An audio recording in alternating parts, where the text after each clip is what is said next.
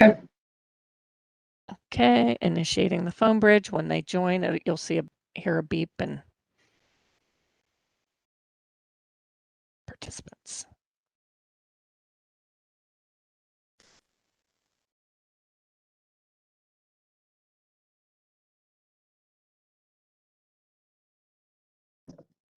Oh.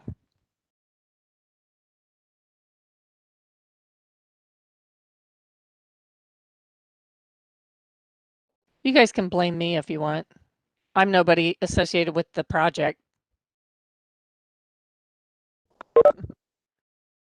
Okay. We are now live. Good evening. Thank you for joining us. I apologize for the confusion and start time. We're going to get started here in just a couple of minutes. So just give us a couple more minutes and then we'll go ahead and get started around 5:45.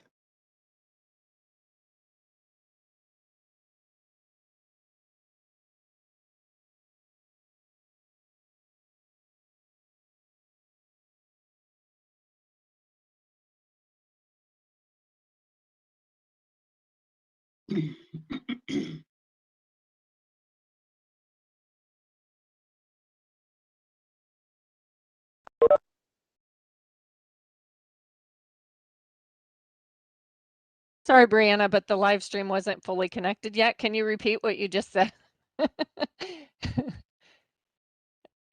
Apparently, it's the day for technological difficulties. No worries. Welcome. Thank you for coming. I apologize for the confusion and start times. My name is Brianna Bedaines. I work in the Public Information Office for ODOT. So we're going to go ahead and get started here in just a couple of minutes. So just give us a couple minutes to let some more folks sign on, and then we will get started at 5:45.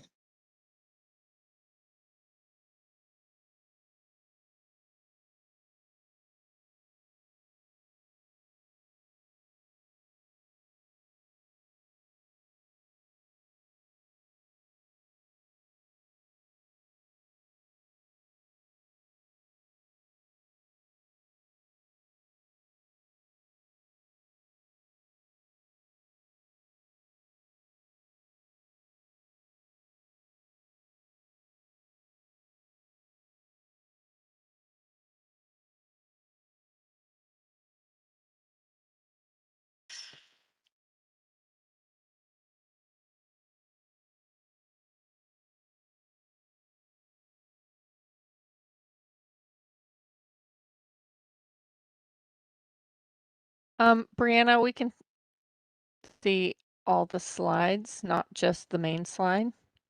We see your slide sorters over to the left. There you go. And again, we apologize to anyone who has joined us and you're sitting there waiting. We hate to leave you listening to dead air, but we want to make sure that everybody has had the opportunity to connect and listen and interact with us live. And we see where a few people were connected by phone and they dropped off, so we want to give them the opportunity to reconnect.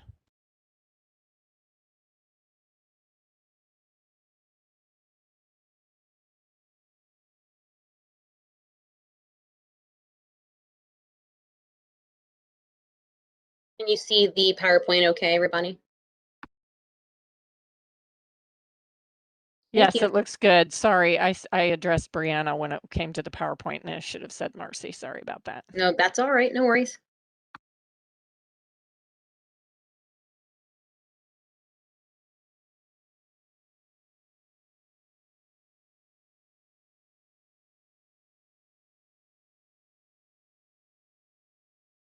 All right, it's 5:45, so I'm going to go ahead and get started here.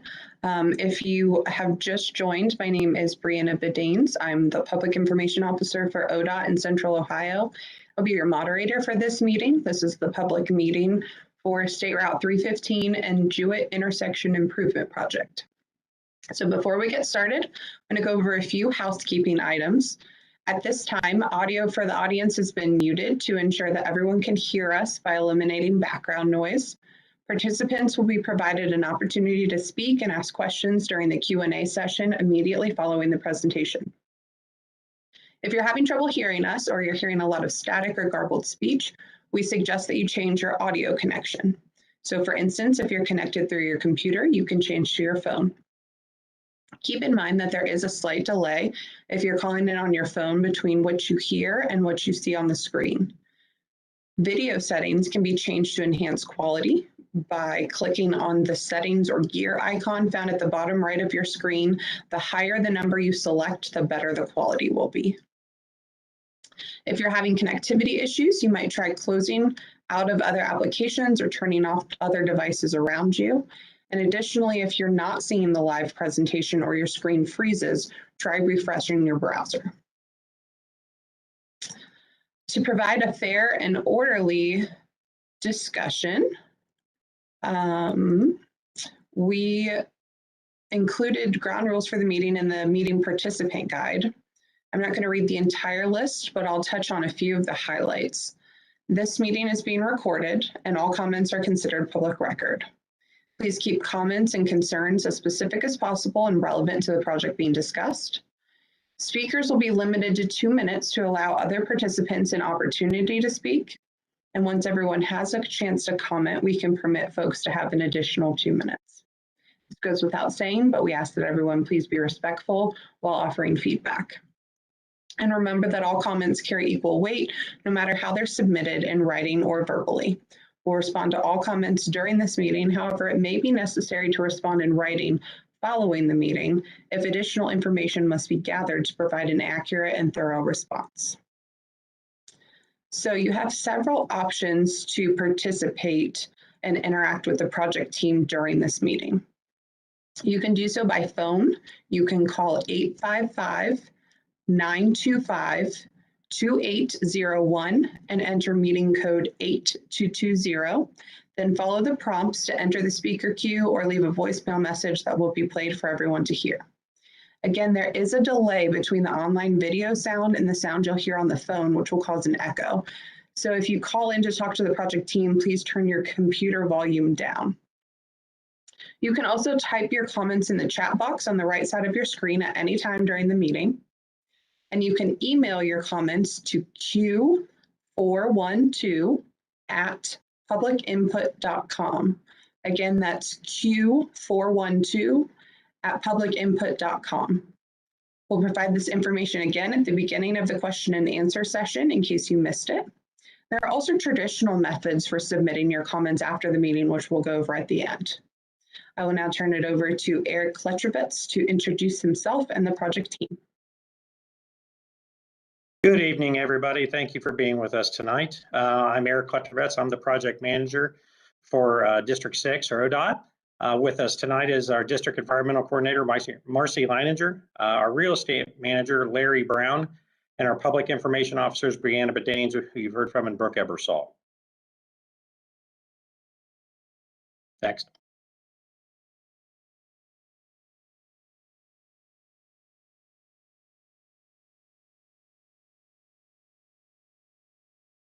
Our project contributors we have on this project are WSP. The project manager I'm working with is Andrew Shetter. Good company, going to do good work for us. Carpenter Marty Transportation has also teamed up with us, and Gina Balsamo, going to do some good work for us also. And also for environmental help, we have Lawham Associates. We have Ms. Chantel Milam. She's going to be helping us with our environmental concerns. This presentation will cover some of ODOT's missions, the project location and purpose, alternatives and countermeasures that we have under consideration, some of the environmental studies and processes we've gone through, and what are the next steps associated with this project. ODOT's mission is to take care of what we have, make our system work better, enhance capacity, and improve safety. Our location and purpose for this project: we are located on State Route 315, just south of Powell Road at Jewett Road, and we're going to be addressing the area south of Jewett Road for Abbotsford Green Drive and Briarcliff Drive as well as part of this project. This project is programmed through the Highway Safety Improvement Program. This program, we dedicate $158 million annually for engineering improvements at high crash and severe crash locations. And this is one of the largest state investments in the nation. This project is still ranked number 25 on the HSIP program. And the southern leg is ranked at number 28 for accidents on the HSIP suburban non-freeway section. This project is also currently listed on the governor's top 150 most dangerous intersections in the state of Ohio. The purpose of the safety improvement program is to achieve a significant reduction in traffic fatalities and serious injuries on all public roads, including locally owned public roads. And that is a genesis for what we're going to look at today. So here's some crash data. I know this is our second public meeting. We just want to include it so in case there's new people that haven't had a chance to see this, you can see the crash trends from 2015 to 2017. Lots of accidents in this area, unfortunately, and Ohioans having personal and property damage that we need to address. Some of the significant parts of this I'll mention, if you look in the lower right, is the road condition. 61 accidents in the dry condition, which is over 80% of the accidents, and that's a fairly significant number because that means the design, there's an issue with either capacity or the design in which we need to address. So that's kind of the genesis of what we're looking at for getting this project started. Here's kind of the history of the alternatives that we have looked at to date. So again, we have the no build condition, existing condition what's out there today, and then what happens if ODOT does nothing. Obviously, from the crash data that we've had in there, we're going to continue to see that trend as traffic volumes and population increase in this area. 315 is a heavily traveled avenue through Delaware County to access into Franklin County.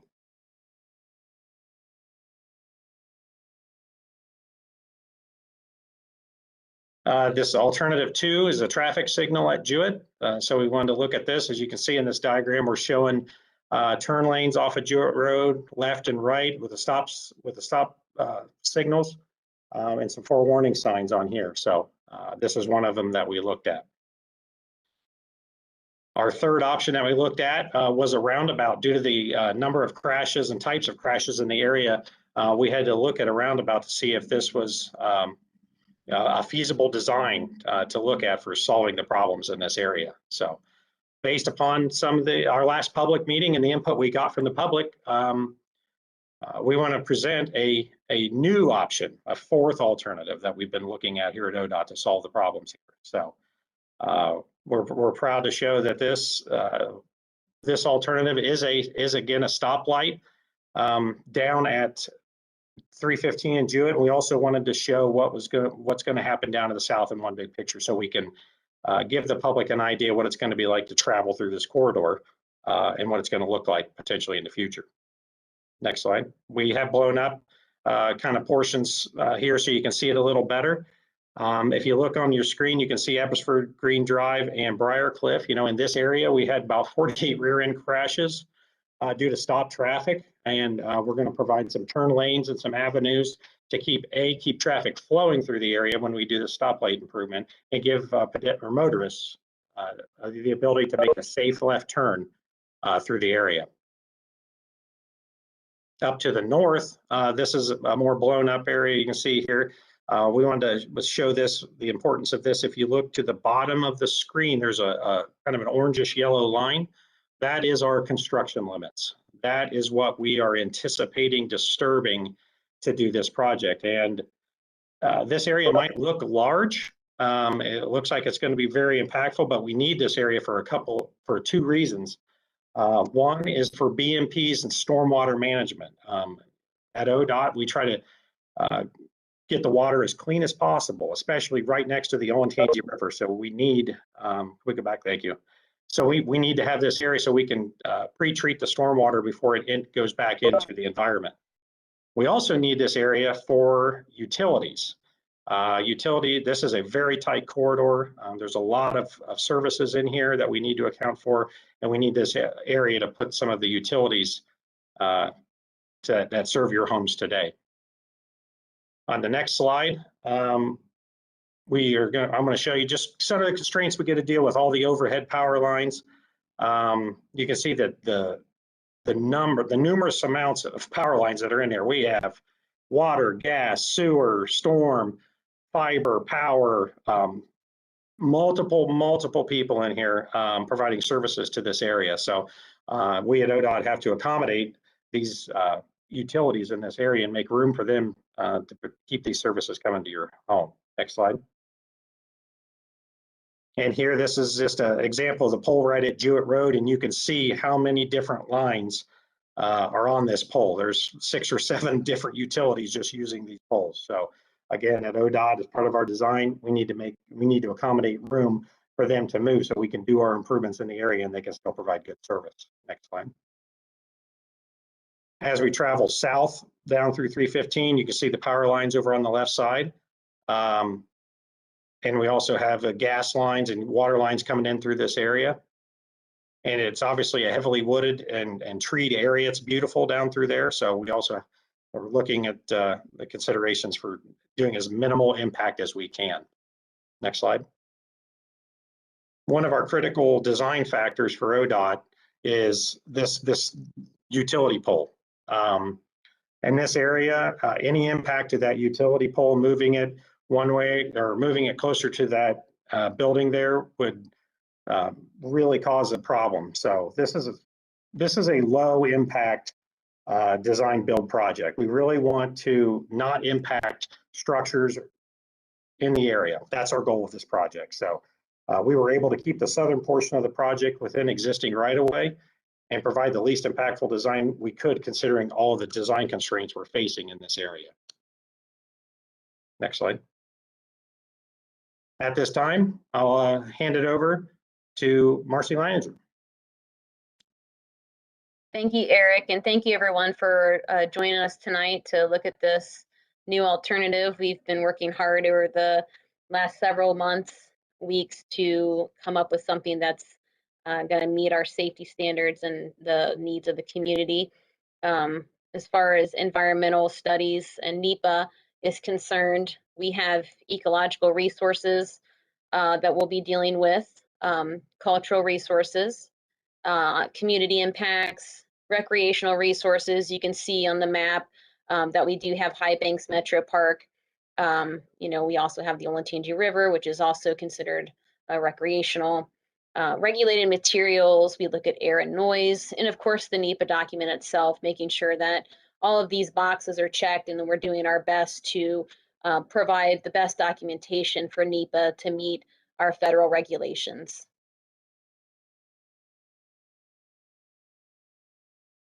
In regard to ecological under NEPA, there will be tree clearing along the eastern side of 315 that will span the entire length of the project footprint, and likely clearing and trimming in areas throughout the project corridor on the east and the west side, as that relates to utilities, as Eric just spoke about. Of course, tree clearing will be kept to the minimum extent possible. It's always our aim to minimize our footprint whenever possible. And we work with Scenic Rivers and the Scenic River Council and various resource agencies to try and minimize our ecological footprint to the greatest extent possible we can. It's important to note that no work will occur within the Olentangy River and the main stem of the Olentangy River. That is a scenic river and ecologically sensitive river. However, there will be work required in the eastern side of Bartholomew Run, which a waterway permit will be obtained prior to any work being completed in that tributary. I'm going to go ahead and throw this over to Erica Schneider. She's one of our environmental administrators at Central Office over Cultural Resources, and she's going to go into a little bit about Section 106, Cultural Resources, and then we'll be getting a bit of an overview background of what we've covered under that to date. Erica? Thanks, Marcy. Good afternoon or good evening, everyone. Thank you for joining us tonight. As Marcy said, my name is Erica Schneider, and I'm out of our central office. And I'm going to give you a real quick overview of Section 106 and what that is. And then Bruce Ament and Susan Gasparo are actually going to talk about what we found out there related to cultural resources. So Section 106 is Section 106 of the National Historic Preservation Act, and that act requires that all federal agencies consider their effects on their undertaking. So any project that we do that has federal funding, we have to consider our effects on cultural resources. We also have to inform the public about projects and impacts to historic properties, and we also have to seek public comment, which is one of the reasons we're here tonight. Just to clarify, a historic property isn't just anything that's old. It does have a specific definition. It can be a building, it can be a bridge, it can be an archaeological site, it can be a number of things, but it has to be at least 50 years of age, and it has to meet certain criteria that make it eligible for listing on the National Register of Historic Places, or it's actually listed on the National Register of Historic Places. So when we say historic properties, those are the types of resources we're talking about. So Section 106, the purpose of it is to try to incorporate historic preservation values into our project planning process. Thanks.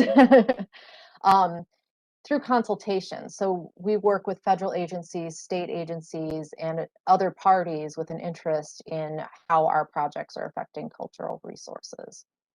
Okay, next slide. Thank you. So these other parties that I mentioned on the last slide are what we call consulting parties. So this is all consultation. Section 106, we consult with a variety of entities. Consulting parties are the people we consult with. It could be federal or state agencies, local public agencies, federally recognized Native American tribes that have ancestral ties to Ohio. And then we get into a more broad category of other consulting parties, which can include individuals or organizations that have a demonstrated interest in effects on historic properties. So it could be any individual, it could be any organization like a historical society, and they become part of that consultation process as a consulting party. In order to become a consulting party, we do have to receive applications in writing, and then we work with SHPO and we approve those applications and get people involved. So next slide, please. So I know there are probably several of you on the phone who are already consulting parties for the project, but if there is anybody who is not currently and would like to be, who has that interest in the effects of the project on historic resources in the area, just contact Marcy Leininger. You can email her right there at that email on the screen, and she can send you the form. The form is really short. It's just basically your contact information and what your interest is. Or you can download it from the link that is on your public input webpage right now if you're viewing this through the public input website, and then just fill that out and submit it to Marcy at that email address. And then what happens is Marcy sends those to us, and we will send you a letter showing that we've accepted you as a consulting party, and you'll get looped in on everything that comes out from then on related to culture resources. Okay. And now I am going to turn it over to Dr. Bruce Allmet, who is going to talk a little bit about the archaeological resources. Bruce? Okay, I'm supposed to put my picture on too. Oh, there we are. Thank you, Erica. ODOT's Office of Environmental Services and our task order consultant, Lawhon and Associates, conducted preliminary archaeological investigations of select fields, which any or all of the earlier intersection improvement alternatives would impact. The principal field of concern was the pasture on the southwest corner of the 315 Jewett Road intersection. All of the terrace at the base of the bluff, the large area in a blue rectangle, was examined by geophysical survey to pinpoint buried cultural features, along with archaeological test sampling of the entire site and select geophysical features. This work revealed an extensive pre-contact American Indian lithic workshop, which was inventoried in the State Historic Preservation Office's archaeological site file as 33 DL 3394, which simply means it's the 3,394th site archaeological site inventoried in Delaware County. The site dates to at least the mid-12th century AD with probable earlier occupations. Additional archaeological investigation and tribal consultation will be needed if the preferred alternative impacts the site. A similar site, inventoried as 33DL 370 in 1986, occurs in the southern end of the project in the open field on the east side of 315 at Abbotsford Green Drive intersection. It's also highlighted as a blue rectangle there. A small sign along the frontage identifies the field as the Goodrich Cemetery, a pioneer family burial ground from the 19th century.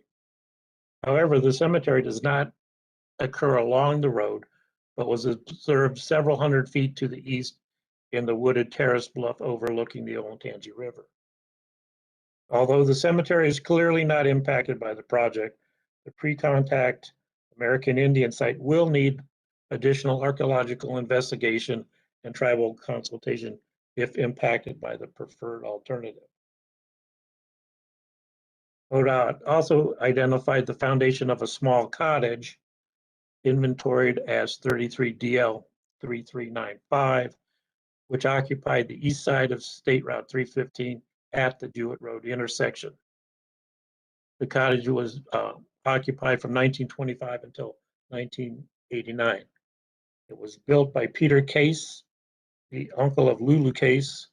She formerly owned a 19th century farmhouse that's across the road to the southwest. Fishing cottages were quite common along the Olentangy River during the first half of the 20th century. In addition, a stone wall channeling an unnamed stream north along the east side of State Route 315 is associated with the cottage foundation. It's a smaller rectangle directly across from the house and barn there. And it appears similar in construction style to other stone walls along 315 built in the late 19th and early 20th century. The cottage will need additional archaeological testing if impacted by the preferred alternative. 3 unexamined areas highlighted in blue are relatively undisturbed by urban development and require additional testing if impacted. They are the front yard of Lulu Case's home, which is on the west side, the wooded terrace on the opposite side of 315 from her home, which is just south of the wall and cottage, in the small triangular area along the east side of 315 immediately north of Bartholomew Run at its confluence with the Olentangy River. These are the archaeological issues to date. So I'm going to turn this over to Susan Gasparo for a summary of the history architecture properties. Susan, take it away. Okay, thank you, Bruce. Good evening, everyone. I work in the ODOT Office of Environmental Services along with Bruce and Erica. And I'm going to give you a summary of where we are with the history architecture investigations under the Section 106 process. In November 2019, our office began investigating the architectural locations in the study area. In January 2020, the results were forwarded to Ohio State Historic Preservation Office. At that time, the property historically referred to as the Bartholomew Case House at 9890 Olentangy River Road was recommended eligible for inclusion in the National Register of Historic Places.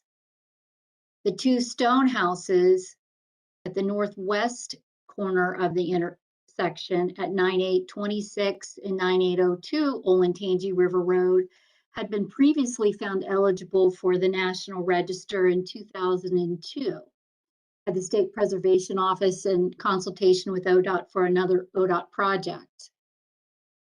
The modern house and older barn at 1357 Jewett Road and the schoolhouse south of the intersection were recommended not eligible for the National Register.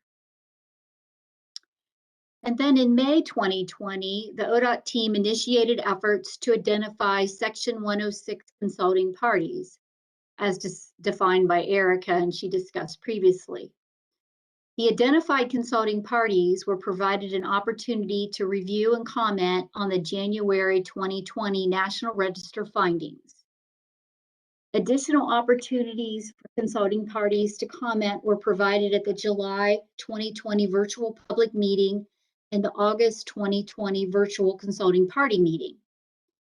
As a result, the consulting parties voiced their concern with the National Register finding made for the barn associated with the property at 1357 Jewett Road. They shared additional information on the barn as well as its historical association with the adjacent Bartholomew Case House. So in response, our team conducted additional research, and based on that research, we amended our National Register finding to include the barn within the historic boundary of the Bartholomew Case House. The modern house at 1357 Jewett Road was found not eligible for the National Register. Our office submitted a revised report to Ohio State Historic Preservation Office and to the consulting parties for review and comment in October 2020. There were additional comments received, and they were incorporated into the final report submitted to the State Preservation Office in February 2021. This slide illustrates the location of the historic architectural resources and their historic boundaries. The historic boundaries are illustrated by the yellow highlighted line. The boundaries include the land and elements surrounding each resource that contributes to the significance of the resource. Modern features may be located within the boundary, however, they are not considered contributing features. So in summary, the properties located at 9890 Olentangy River Road and 1357 Jewett Road were found eligible as one historic resource that represents early settlement and agricultural practices, the work of local craftsmen, and of architectural design. The property is located at 9826 and 9802 Olentangy River Road, previously determined individually eligible for the National Register, are representative examples of early settlement patterns and architectural design. And the schoolhouse south of the intersection was found not eligible due to diminished historic integrity.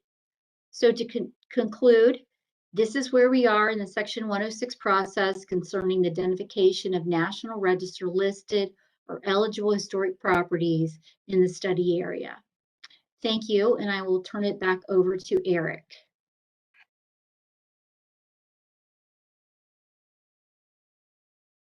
Thank you, Susan. So the next steps of this process that we have, this is just our estimated timeline. So we are looking for a right-of-way acquisition and utility relocation to begin in the fall of 2022, so about 18 months from now, and it should go through the fall of 2023. Due to the number of utilities that are shown in the pictures, that is going to take some time to get everybody clear. So our plan is to bid in around the summer of 2023 and award in the fall of 2023. So we're looking to begin construction in late spring of 2024 because there's a lot of planning that needs to go into this, and in construction in early fall 2024. So currently ODOT's experiencing heavy delays with signal poles. So that's just some of the hurdles we have to cross as we get through things. So next, please.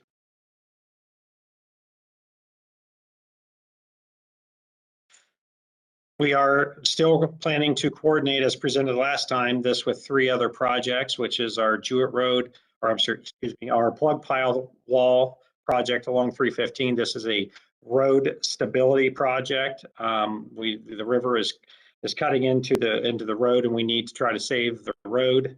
So we're going to be working to stabilize that bank. We also have a small drainage project we're going to coordinate this with, as well as a Jewett Road project. And this is to minimize the amount of time that we will have to fully close 315. Now, the plug pile wall will probably be a little bit longer of a project, so we'll be able to open portions of it more than likely. But we want to have enough time that we can get a good price and don't get rushed because the price goes up exponentially. So we're going to look at coordinating all of that. So next slide. And I'll hand it over to Brianna, unless we're going to go back. So with some people on the line, since we had the misfortune of having 2 times sent out there, we want to go back through people who are just sort of joining us this evening and show them the minimized low build improvement that ODOT is proposing for this area. So back to slide 19. And as you can see, we're doing our best to keep it within existing right-of-way and minimize our impacts to multiple items in this area. So that is quite a challenge. So we're doing our best. So can you go to the next slide? So again, down here is the southern portion. This is the Eppersford Green Drive and Briarcliff Drive. As you can see, we're providing center turn lanes and left turning lanes to get into the subdivision safely. It'll give commuters enough time to make a safe left turn, as well as let through traffic continue traveling northbound. Next slide. This is the northern portion at Jewett Road. Again, the yellowish orange line that's at the bottom of your screen in the woods there, that is our proposed construction limits for the work. Again, this area is large. It does look like it's big. It's something we have to work through. We have BMPs and utilities. BMPs are for stormwater management and water quality. That's important. That we treat the stormwater before it gets back into the Olentangy River, which is a fantastic water supply for the state of Ohio and its residents. So that's why we're taking that much area, so we can clean stormwater and get utilities. And you can see at Bartholomew Run, there's a little bit of green hatching. We will need to do a culvert extension in this area. So we'll have a little bit of stream work that we'll need to do there to make room for the roadway in that area. So we just wanted to hit a few highlights for those joining us late that may not have had the opportunity to see this. So we are providing a stoplight there at that location and kind of a reduced capacity turn lane, but that will be able to keep traffic moving northbound as well as southbound safely, and to be able to make a safe left turn and not have people stop behind them waiting to travel further through. So next slide. And we can go back and show again the utilities. This is one of the design considerations that we have to deal with as part of these projects. So obviously we need to make room for these utilities so they have a place to go to continue to provide service. Next slide. And it's kind of a picture of the big pole again that we have to deal with. You can see a sanitary manhole in the middle of the pavement there. There's sanitary that goes up Jewett Road that serves a large portion of Powell and Liberty Township. So they're a critical component and part of our design that we'll need to deal with. So we're going to accommodate them as well as your fiber, telecommunications. And there's some of the pictures of the trees along the corridor that we're going to be looking at as part of our design to try to work around as best we can. And again, this is one of our biggest design issues we have is impacting this pole, which would cause us to look at impacting the structure shown here in this picture. And again, we're doing a low impact build, and that's kind of the design goal for this proposal. So do we want to jump to the back? And at this time, I'm going to hand it back to Brianna Bedanes, who can wrap this up for us. All right, sounds good. We're now to the question and answer portion of the meeting. So I want to remind you of the options you have for submitting your questions and comments. So you can do so by phone by calling 855-925 2801 and enter meeting code 8220 and follow the prompts to enter the speaker queue or leave a voicemail message that will be played for everyone to hear. Again, there is a slight delay between the online video sound and the sound you'll hear on the phone, which could cause an echo. So please turn your computer volume down if you call in to talk to the project team. Another option, which a lot of you have already done, is type your comment into the chat box on the right side of the screen at any time. You can also email your comments to q412@publicinput.com. So I'm going to go over to the chat box here and we'll start answering some of the questions we have already received.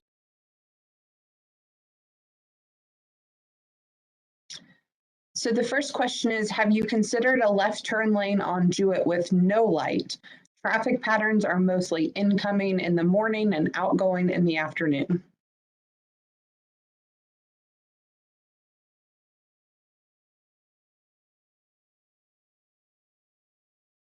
Eric, do you want to take that one? Yeah, sorry, I was looking for it there. I apologize. I was sorting through the chat. There's lots of stuff in here, so I apologize. Which one is that again? Say again, Brianna. So this is, have you considered adding a left turn lane on Jewett with no light?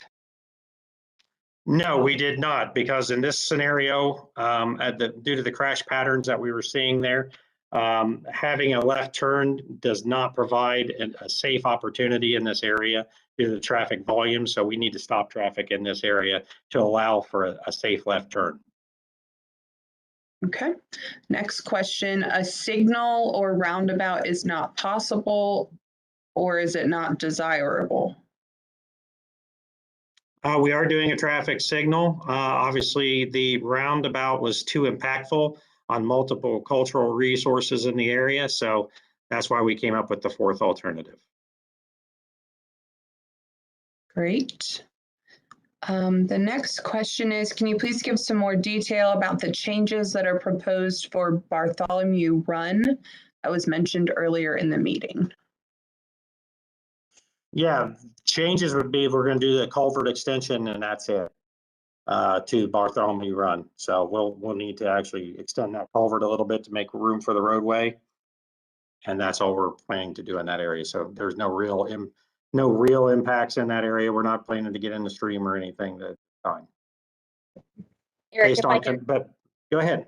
If I can add to that, obviously the culvert's there will be some in-stream work in regard to putting the new culvert extension in, and there could be a little bit of rock placement to ensure that there's no erosion or failure of the extension of the culvert, but the work in that will be very minimal.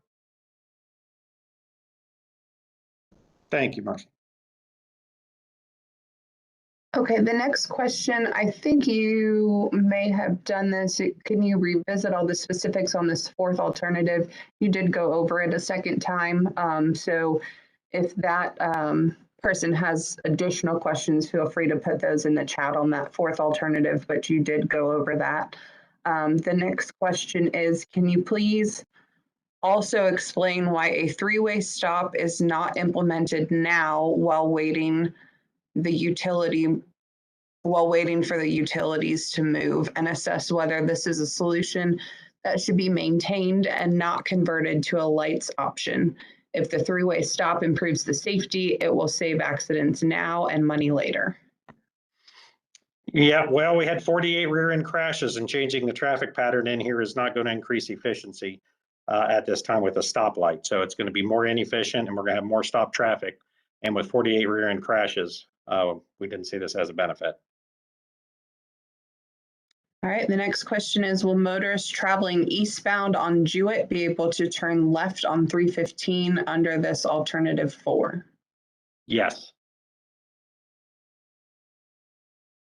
All right, just a comment. Thank you for preserving the historic buildings. That's what makes 315 Scenic Road so special. Next question is, in the meantime, before the option is decided, can we restrict left-hand turns off of Jewett headed north during peak hours? That is something we could look at. but I know we haven't at this time because we're obviously going to implement the safety program as fast as we can and deliver it as quickly as we possibly can. Okay. And then the changes for Bartholomew Run, the question was clarified. How far will the road be expanded on each side of the existing road? Can you show exactly what changes are proposed for Bartholomew Run? How far the road will be expanded on each side of the existing road? We don't have those details at this time. This is more of a concept. We're looking at concepts here. I mean, we're looking at our design details and everything that we're providing. That's not just an arbitrary line we're showing in there, but those will be more vetted in the actual engineering. Eric, excuse me for interrupting, but I believe this gentleman joined a little later and may not have seen that slide. So can you go back to it for him?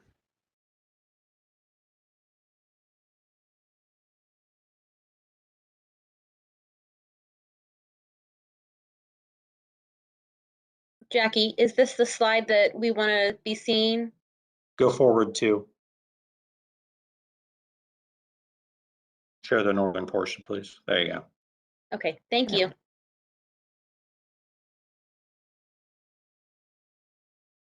So this is like worst case scenario, right, Eric? Yes, correct. That's what we look at in the feasibility is worst case scenario. There may be things that pop up later that we can't get into as we do our engineering and things we can't anticipate, but to the best of our ability, we're looking at this as our worst case scenario for impacts. And Jackie, if I can add, this is Marcy. You know, we typically try to, as we get more into our detailed design, minimize more if we can. As Eric said, there may be instances where we cannot. But again, we wanted to provide the community with the worst case scenario first. And as we continue to go through the design, those will be made available for the community. And of course, we'll be reaching out and making sure that everybody's aware of what we're doing. Again, we will likely be minimizing more, but just so keep that in mind. There could be instances where we can't, but we're going to do our best to minimize more than this. And one other thing to consider with this design is based upon holding the existing pavement edge along the west side near Jewett and 315. That was going to be the western boundary of this project. So essentially you're looking at a 12 to 13 foot widening on the east side into the woods there. So, and then as we taper that in, you can see the taper striping, the channelization striping just to the north of Jewett Road. And then as that tapers back down to a 2-lane section to travel north.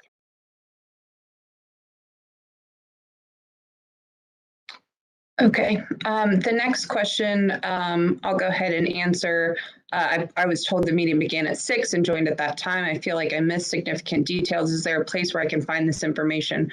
First of all, I apologize again with the confusion on the start time. We did start around 5:45 because there was a discrepancy between some of the materials that went out. So I apologize for that confusion. But this entire presentation the recording will be available here on this page once the meeting concludes. So you'll be able to rewatch and, continue to comment after the live portion. Next question is, will the proposed signal be coordinated with the traffic signal at Powell Road? Yes. Next question is, has option 4 been chosen? No, we are presenting it, and as it has been presented as part of feedback from our first public meeting, and we found out more information from our consulting parties, and we use that data and information to look at our designs, and this is kind of a refinement of that design. So this is what we are proposing to put forward for the public for improvements. Great. Next question, can you clarify what minimal impact to the western side means? For example, will tree clearing be limited to the eastern side of the road? No, as stated previously, there's potential for it to happen on both sides. I mean, once we get into design, we have to look at what our needs are. And so as we provide that area for utilities and design, we may need to impact a little bit, but we don't have the complete extents at this time.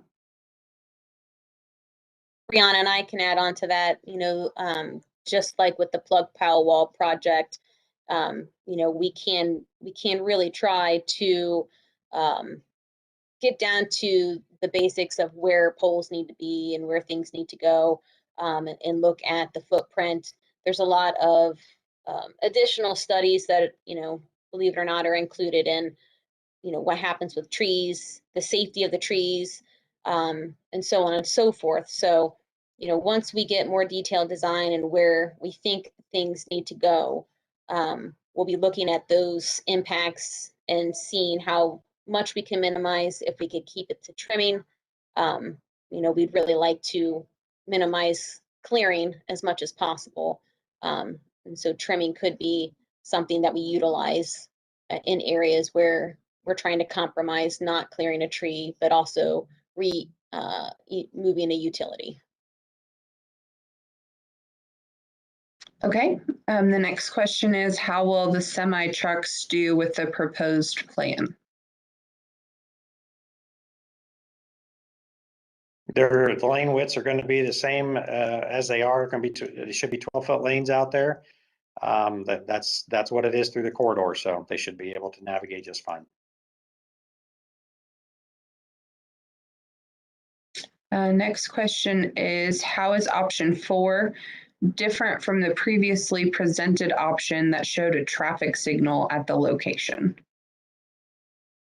Yeah, this is a different design of that option, which is alternative 2, I believe, had turn lanes on Jewett Road. So we're not doing that as part of this project, and we're also pushing the project to the east, where that project was more of a center widening, which would have us more than likely taking properties on both sides of 315 as we go north or go south. My apologies.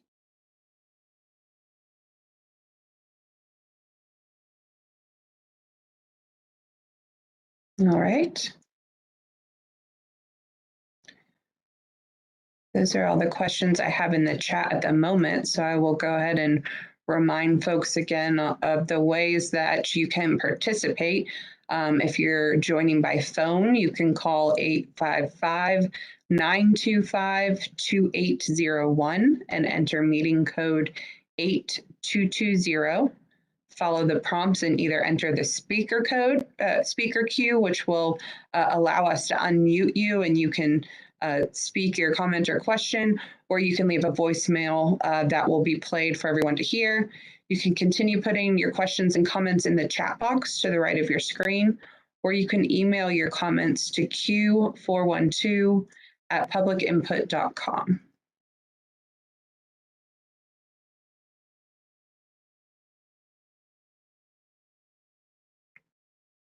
And again, this presentation will be available after the meeting ends, the recording of it, so you can rewatch and continue to leave questions and comments on this page.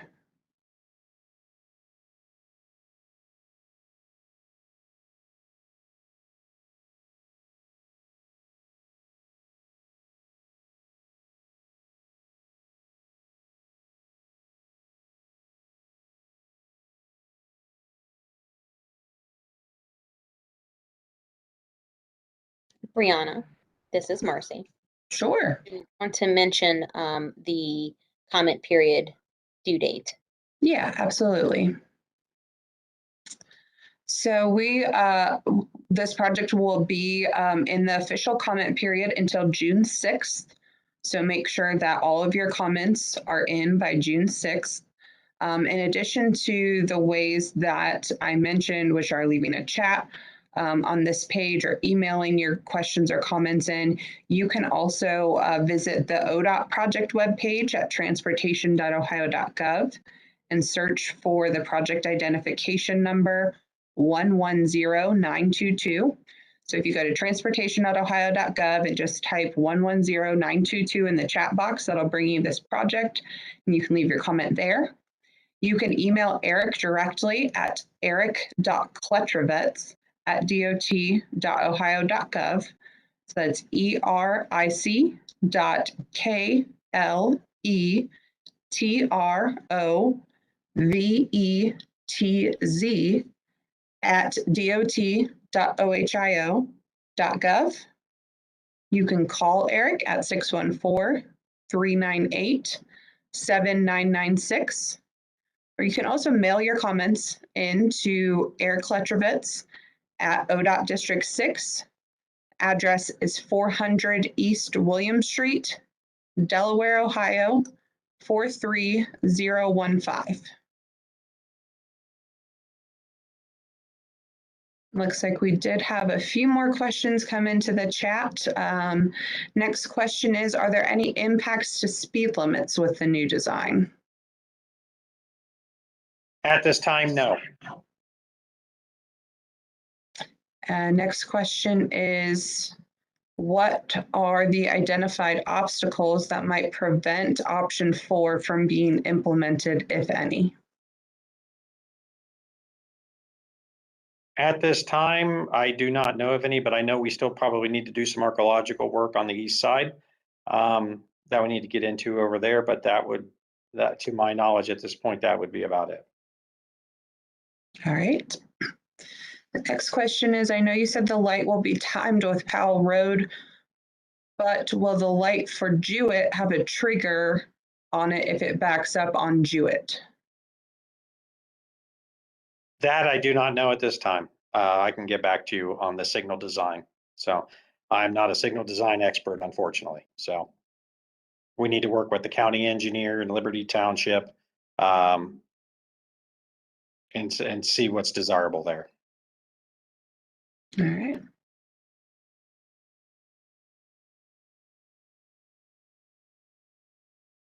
All right, those are all the comments I'm seeing right now. Again, the comment period will be in effect until June 6th. So please get all your comments into ODOT by June 6th.